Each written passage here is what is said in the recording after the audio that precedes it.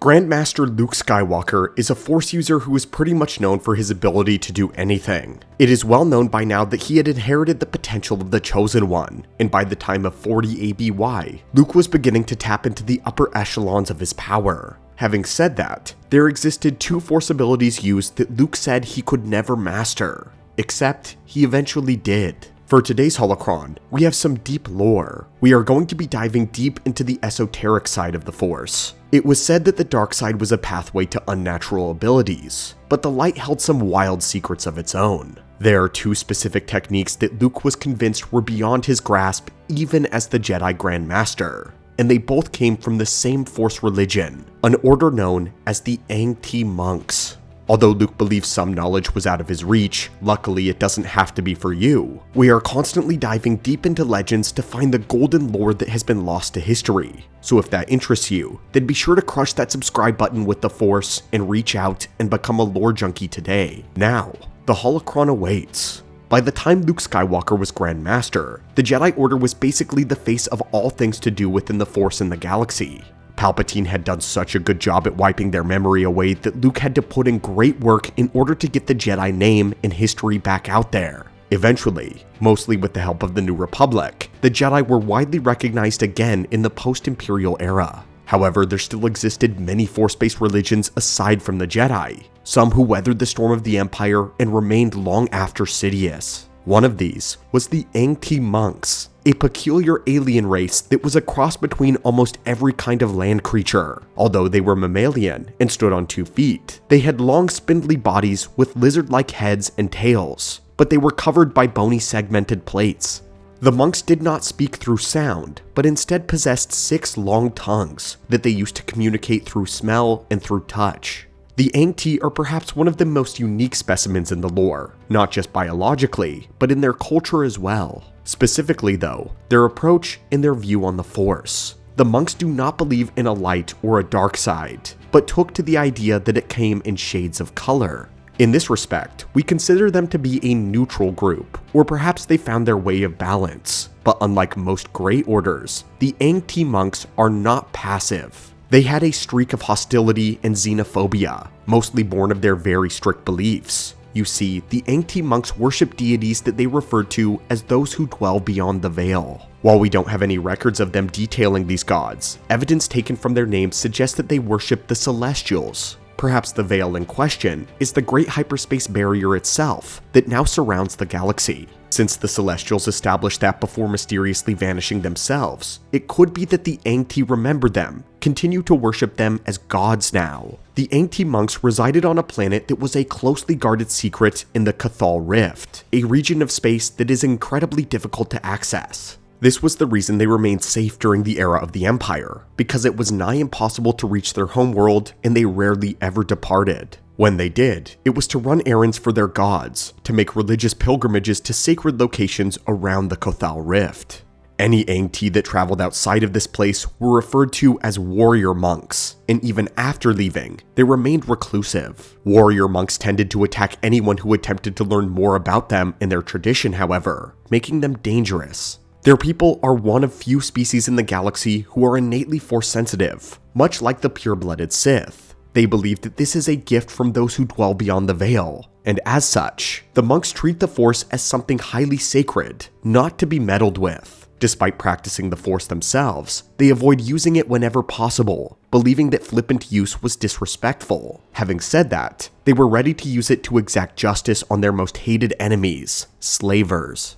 Their people held a deep hatred for slavery, and would search out and destroy any slavers that traveled too close to the Kathol Rift. While they did not use lightsabers, they instead harnessed the power of the Vorcha stun stick. These appeared to at first be a simple wooden staff wrapped in some kind of wire, but they discharged a powerful energy that could render any victim unconscious. The Vorcha were a mysterious make that could penetrate any kind of armor and electrocute the wearer. But this was far from the strangest thing about the monks. The Aing-Tii had developed semi-organic technology, somewhat similar to the Yuzhong Vong, and created living, carnivorous ships. In these ships, known as the Sanhedrin, they would travel around in groups of 3 to 5 and ram vessels laden with slaves. There, they would free the imprisoned and utterly destroy their captors. And because they formed a symbiotic relationship with their living warships, the monks often fed the slavers to the ships themselves for fuel. Besides this, their strong sense of justice caused them to roam around their home territory mainly, rescuing those in need and responding to distress beacons. They had the power to enforce any kind of justice they desired in the Rift, because the Sanhedrin ships were extremely advanced in comparison to the technology of the Empire as well as the New Republic. Their firepower, although non-lethal to avoid hurting the slaves, was able to disable ships with deadly precision, their main weapon being null burst projectors. But now we get into the reason we're actually talking about the Aing-Ti monks. The way they were able to get the jump on their enemies so easily was their strange approach and their strange force techniques, the first of which is known as fold space. They were able to use the force to bend the fabric of space and make 2 distant points touch. This enabled instantaneous teleportation of anything between a small object to one of their 300-meter-long war vessels. This is the ability that Grandmaster Luke Skywalker was not sure was even possible in the hands of a Jedi. In the Book of the Sith, Luke said that if it were, he was sure that it was outside of his skill set. The ability of teleportation was something not known even by the most advanced Jedi Masters as well as Sith Lords. Only a small example of Sith in the distant past were able to use it, most notably those in Vitiate's empire, who delved into the deepest areas of the dark side. The Aing-Ti liked to use fold space as a way to bypass hyperspace entirely, to arrive at any location instantaneously. Despite Luke's insistence that this was beyond his capability, he did end up learning it. Sometime after the Yuzhong Long War, Jacen Solo went on a pilgrimage around the galaxy, learning from as many different Force religions as possible. Among them were the Aing-Ti monks, from whom Jacen had learned how to flow walk, a technique that we'll talk about momentarily. Many years after Jacen's embrace of the dark side and his eventual defeat, Luke and his son Ben would travel back around the galaxy, retracing Jacen's footsteps. The Jedi hoped to learn everything he did, and hopefully uncover the true reason why Jacen fell. During their travels, Luke and Ben trained with the Aing-Ti monks, and learned both of the abilities that Luke said were impossible for a Jedi to master. Luke, of course, mastered fold space, and used it to teleport a stick out of his son's hands as a demonstration. Beyond this specific parlor trick though, Luke didn't get any circumstance where the fold space was necessary to use in battle. It's very unfortunate for us, the reader, that Luke learned this technique so late in his life, because there are many events in the past where instantaneous force teleportation would have changed everything. But fold space is cool, but the real prize is flow walking. This is the power that Jacen used the most, and potentially can be traced to one of the reasons for his fall. Flow walking is the art of using the force to look into the past with great clarity, but this wasn't anything like psychometry as used by Cal Kestis or Quinlan Vos. This was more similar to a form of time travel. One surrendered their emotions to the currents and the flow of the Force, thus transcending time itself, looking at it as the Force does. When doing this, one could walk through time to observe events of the past or even the future, so long as they knew the location at which the event had occurred, or would occur. Jacen Solo used the technique to go back and observe the life of Darth Vader and Anakin Skywalker. Jacen watched many Jedi Council meetings, and observed Operation Nightfall as Vader stormed and sacked the Jedi Temple. But here's where things get really trippy. If one were to return to themselves while flow walking, one may even be able to subtly influence the past, slightly changing the future as a result. Jacen once left an imprint on himself in the future, so that he could communicate with his mother at a very specific crash site. The technique did have limits though. One could not impact time in any way that drastically altered the events, and one could not change things that were predestined by the Force. Jacen actually lied to Tahiri Vela and told her that she could stop the death of his brother, Anakin Solo, whom she loved. Jacen used this to corrupt her with the dark side, but in reality, one could not use flow walking to change something as big as a death. However, this was a very dangerous technique with consequences.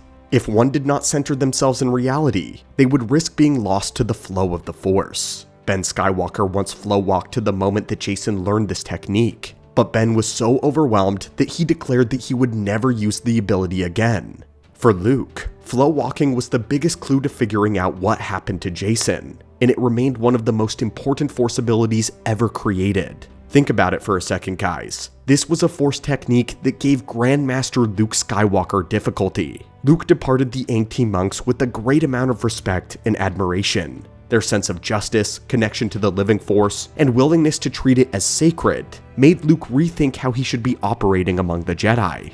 The Aing-Ti monks possessed powers that he thought were impossible for him to learn, something too old, something beyond even any Jedi. But eventually, Luke was able to learn, humbling himself yet again, and mastering techniques such as fold space and flow walking as if he was born to it. Something fascinating, though, is Luke carefully guarded these techniques, as the Aing-Ti would have wanted him to, and he honored their legacy by not teaching them to the rest of the Jedi. To this day, in our opinion, the Aing-Ti monks are one of the most primal, interesting, and somehow advanced Force orders in the entire Star Wars mythos, which also makes them one of my favorite. They're an example of an order using the Force so dramatically different from the Jedi that it even freaked out Grandmaster Luke what they were truly capable of doing. And yet, they were a relatively peaceful and a simple people. They would fight when necessary, and with devastating efficiency, but they appear to be a people and a species who has attained something rare: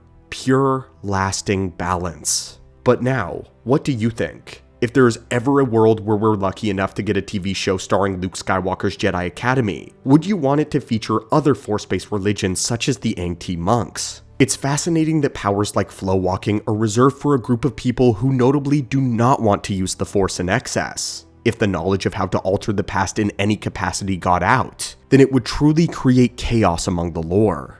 These abilities are best kept to those like Luke, those who will never use them for personal gain. This is definitely an era where the lore was stretching the extent of what the Force was really capable of. It appears in the Fate of the Jedi series, which has the Force entity Abeloth as the main antagonist. In this context, it fits right in with all of the other insane things going on.